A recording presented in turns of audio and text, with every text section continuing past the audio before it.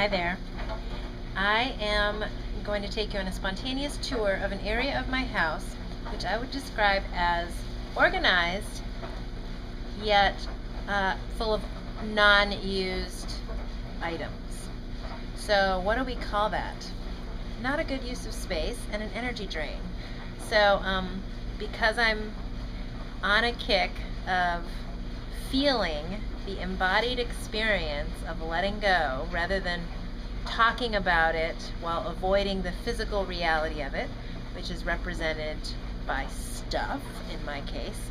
Some people it's represented by weight on your body. I can't think of any other examples right now.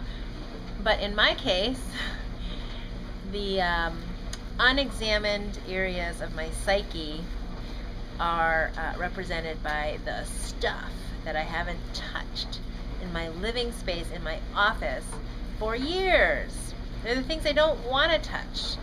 And it just hit me that this aversion to dealing with the stuff, doing what has to be done, selling it, donating it, getting it out of the space that I'm living or working in, is a metaphor for the unwillingness to go to the emotional places that it represents and the thoughts that I'm holding on to for dear life.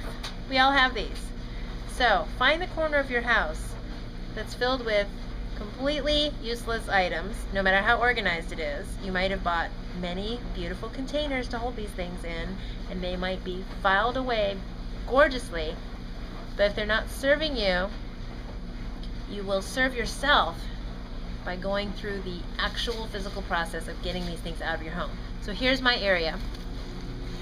It's my linen closet, okay? So my washer dryer are here, and above it is this beautiful shelf.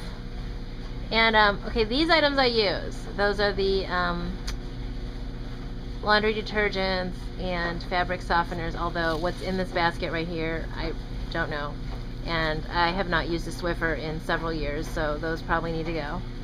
But basically that's the section of the shelf that I use. Store some toilet paper over here, Kleenex. Why do I have 2 extra boxes? Don't know. I like to buy in quantity. It's an old habit. But this area, this crate, I'm going to tackle today because it contains some free samples from Clinique and Liz Claiborne. You know those makeup counter sample bags that they give you? Don't take them if you're like me. I mean, they're just, I haven't touched them, and these things are probably 8 to 10 years old. I don't know what to do with them. I don't use those products, but I took them because they're free.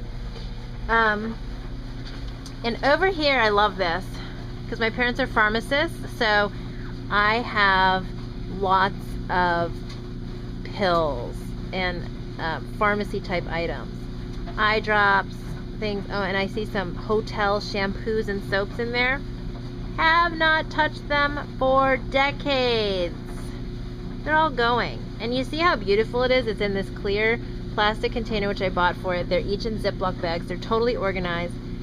I'm gonna film this in a minute when I take it down. But my message is, and it's an epiphany, that's why I'm like all excited. My message is that organization and having a place for it in your house does not necessarily mean that you still need to have it. So if you haven't touched it and don't want to touch it in over a year, and kind of the end of the year brings these things up for us sometimes when we say, oh wow, another whole year has gone by and I haven't touched that. Maybe it's time to get it out of the house. It's a metaphor for an area of your mind that you're not willing to visit either. So go through the experience of getting it out of your house and experience how you feel afterwards.